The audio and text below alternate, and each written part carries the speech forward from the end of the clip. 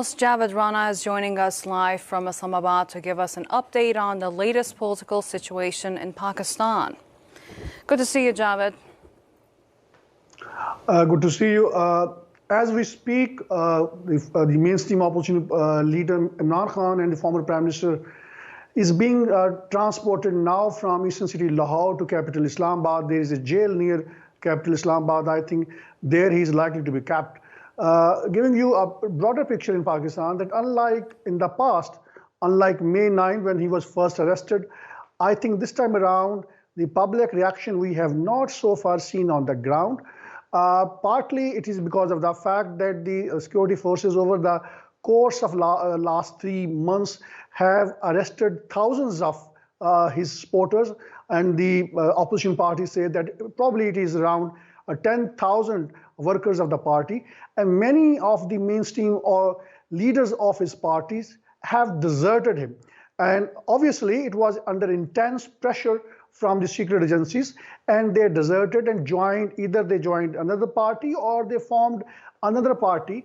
And the very political objective seems to be to keep Imran Khan in jail and delay the elections, and then and hold election at a time when the military thinks, when the government, which is still in power, at least for next couple of days, when these mainstream political parties, the other political parties, it is an alliance of around 13 political parties, when they think that it politically suitable to them to hold election. Because Imran Khan still remains the most popular leader in Pakistan, and the fear is that if he is not in jail, if he is allowed to stay outside, he speaks almost every next day to the people, and he sounds to be having a convincing power, and even his opponents admit that he turns out to be very motivating speaker. Even if there are serious allegations against him, he has the ability to turn the table against his opponents.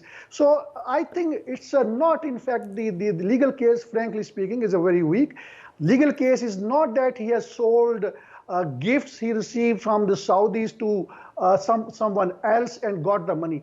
That is not a legal case. That is a propaganda stuff that the political parties have been engaged in. The legal case is that he concealed some of the details in his annual statement he submitted with the Election Commission of Pakistan. It is a more of a technical point. The amount that he has supposedly earned is not a big one. It's a small amount. Now, the other political parties who have this complete support of the military, and military, by the way, has its own political agenda in this case, they are actually trying to create a moral equivalence that since Imran Khan has been tainting them with the corruption charges, and which plausibly speaking, and there are serious allegations against Imran Khan's opponents who are in the government, but they have managed through courts, they have managed through the legislation, and that is why they are now in the open. The former convicted Prime Minister Nawaz Sharif, who left from Pakistan despite the fact he was in jail, he left Pakistan on flimsy medical ground. He will return to Pakistan only when he thinks that no one is going to arrest him and the court would give him some kind of relief. He was also convicted on similar corruption charges, but scale of corruption charges against him, that's a far bigger, because by and large, Sharif family in Pakistan, they ruled at least 2 to 3 decades in Pakistan, and the allegations against him are far more serious.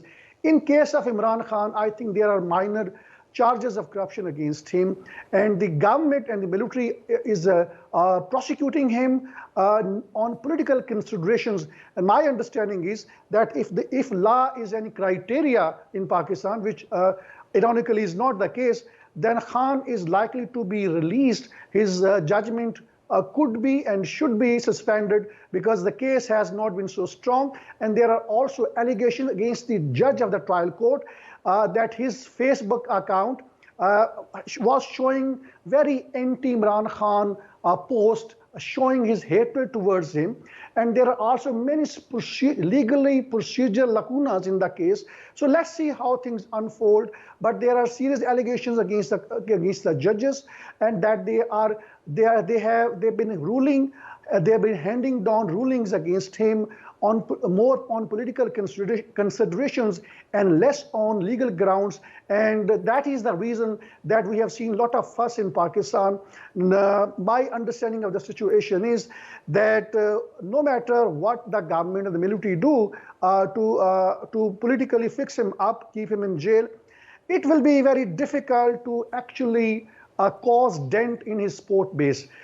He has got a lot of sympathies from the public. He's being perceived to be victim of military and intelligence agencies and the political parties. So whenever the elections are held, despite the fact that the government and that I don't know which government would be at that point of time, and probably it would be a military back year setup, I think military would not be able to rig the election at a scale which it required to defeat Imran Khan. Because if there is a bigger turnout on the election day, there is a still possibility, I would not be surprised, that his party could return to power.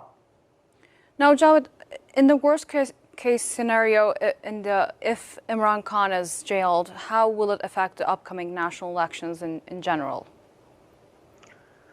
Well, if his party, Pakistan Tehreek-e-Insaf, the justice movement, is not banned, which I don't think it would be banned, then he has a chance to return to power despite the fact that he stays in jail.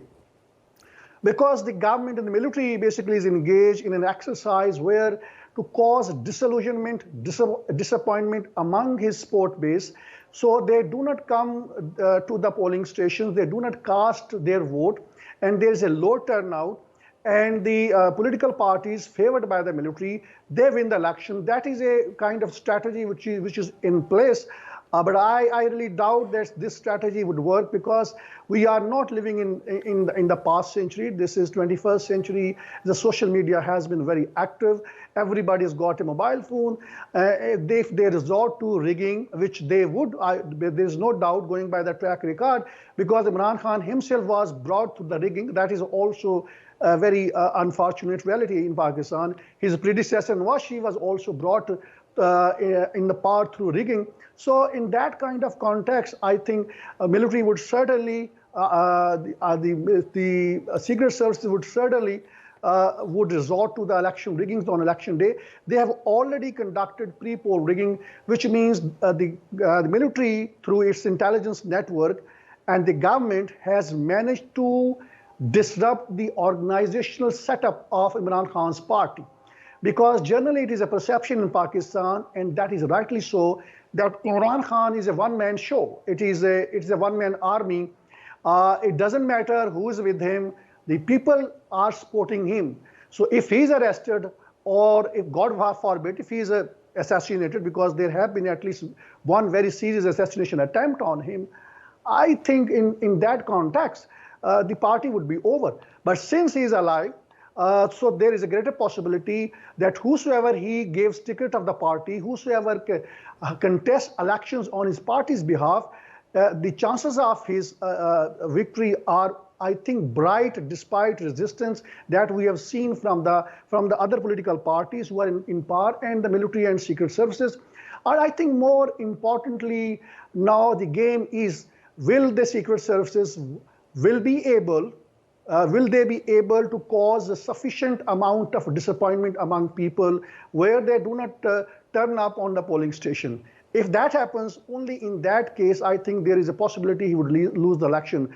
But I think defeating him politically on the election day is going to be very difficult. The pre-poll rigging has already taken place at a scale, I think it was probably unprecedented in the history of Pakistan. Similarly, when Imran Khan was brought into power, there was a similar situation. But the scale at which his supporters have been tortured, have been jailed, and the number of his supporters have been arrested, I think that is unheard of. So, I mean, his political leaders, unless they renounce their association with the Imran Khan's party, they were not released. So some of them were severely tortured inside the jails just because they were not they were not ready to desert the party. So I think it is literally at gunpoint. The government, backed by the secret services, and more importantly, I would say, secret services are running the show. They've been calling the show, calling the shots. They are basically persecuting his supporters, and as a result of which, many of the middle-ranking leaders have deserted him. Their heart is with Imran Khan, but of course their mind is with the current military establishment. They are scared of them because there has been an unspoken law of collective punishment.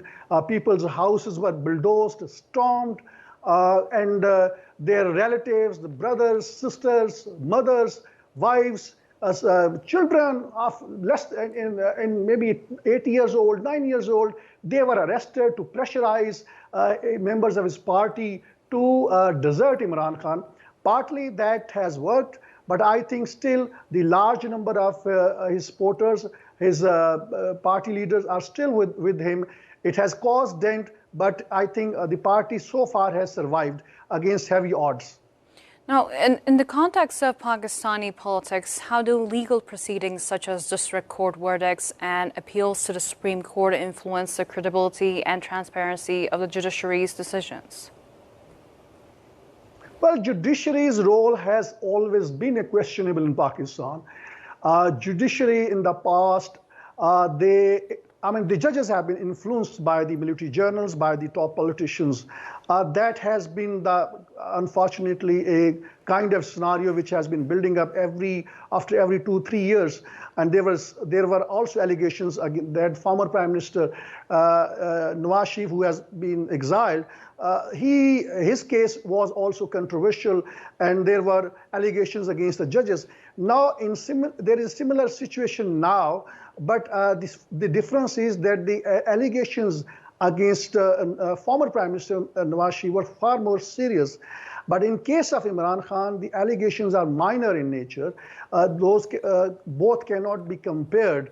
Now, I have gone through part of the judgment, which sounds to be very, they have used very strong words like Imran Khan has cheated by concealing his assets, Imran Khan is a dishonest. So I think those kind of terms probably maybe have been given inside in the judgment that will help his opponent to propagate that he's also corrupt like others. My understanding is that actually the real game is between Imran Khan and the current army chief, General Asim Munir, because Imran Khan says that army chief considers him his enemy. And I think that there is a track record, and that is that when Imran Khan was Prime Minister, he had sacked the current army chief, who was the then head of a secret service. And I think it was unfair on the part of Imran Khan to sack the then head of the ISI, which is Secret Service, because General Asim Munir had simply come up with an evidence that Imran Khan's wife, his relatives, were involved in corruption. And I think those allegations were credible. Nonetheless, Imran Khan opted to sack him. I think that kind of some kind of animosity exists between the two, and now and then there is appears to be marriage of convenience now between the political elite, which is in power, and the few military generals who are in power. They are calling shots, and they have decided to sideline him at every cost, no matter what happens to Pakistan's economy. Now, considering the backdrop of Prime Minister Shehbaz Sharif's proposal to dissolve parliament and hold general elections, how might Imran Khan's conviction shape the strategies and alliances of political parties as they prepare for the electoral process? Well, I think on 13th of August, the tenure of this parliament was going to expire in any way. So the government decided to basically dissolve the parliament few days before, because constitutionally speaking, it will give 1 month more to the election commissions to hold general elections, because all other political parties, military and everybody wants to delay the elections. Now, constitutionally speaking, the elections have to be held between 2 to 3 months.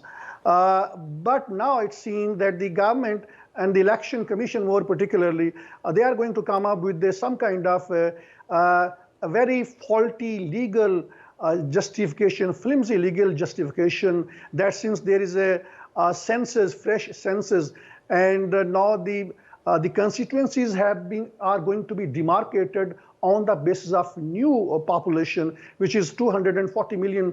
That's the current status of Pakistan's population. So I think they will use those grounds of these fresh census to delay the elections.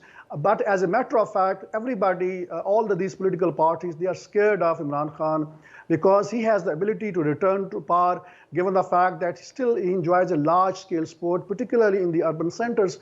And the military is upset because the military thinks that Imran Khan would take on the Americans. The military in the past, they wanted Americans to return to this part of the region. They wanted Americans to set up military bases in Pakistan once again, something Imran Khan was very critical and he was opposed to.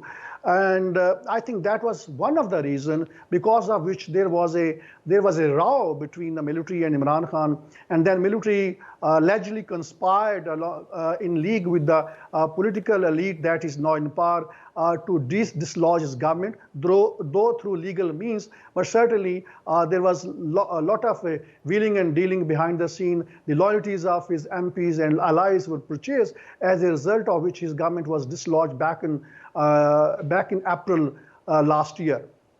Now, back in yes, in April 22. Now, to sum it all up, allegations against Imran Khan pertain to the misuse of state gifts during his tenure as Prime Minister. Now, can you discuss the potential implications of this case on the broader issues of transparency, accountability, and ethical conduct within Pakistan's political landscape? Ironically, all political leaders, with no exception, they are morally corrupt, to say the least, including Imran Khan. There was no point of Imran Khan selling the gift, but he sold them. But legally, it is okay, it is acceptable. But when we see his opponents, they sold gifts received from foreign dignitaries. They were very expensive gifts. They were luxurious vehicles. You cannot imagine the scale at which they purchased those gifts at throwaway prices, but there was no legal action taken against them meaningfully. But in case of Imran Khan, I think the charges are minor. Corruption is not a problem for the military. Corruption is not a problem for the political elites in Pakistan.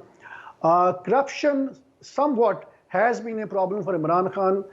Personally, he is not perceived to be corrupt, but I think the people around him, they turn out to be very corrupt. Some of them have deserted him under pressure from the military, which is a blessing in disguise for Imran Khan. But still maybe there are some still around him. But I think he has not been able to identify people around him who are corrupt and who have brought a bad name to him. But at the end of the day, he is responsible because he has to make a judgment who should be with him and who should not be with him. And if he collected corrupt people around him, certainly now he is tasting his own medicine now. He's facing the music of his wrong decisions. But I think he, in terms of financial corruption, he is the least corrupt. Or at least I think there has not been any meaningful corruption charges against him. Morally, you can raise questions that there was no point of selling gifts, but legally that is acceptable in Pakistan's law. And even now, if he's being now prosecuted, just by not showing the details of those gifts which he has sold, he was not prosecuted for selling the gifts. So this is a small technical point, but in a broader picture, I can say that as compared to the other political leaders in Pakistan, he is perceived to be far better and less corrupt than others. Javed Rana, thank you so much for your analysis.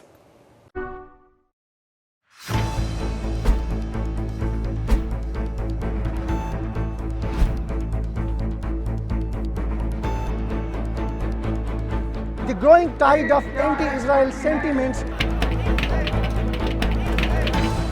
What you see behind me is just tip of the iceberg of what is happening in the country. More than half of $52 billion black CIA budget is spent on espionage network in Pakistan. How would you handle it? The US has looked upon Pakistan as an ally at one point and then as an enemy at the same time. That is going to be the first legal reason on the basis of which he is going to be instantly ousted by the Supreme Court of Pakistan. Joining us live, Javed Rana, who's an expert on politics and geo-strategic issues. In the world politics, which is not being driven by any moral principle, it is being driven by the hard geo-strategic realities. In a broader picture, more countries would aspire to have nuclear weapons.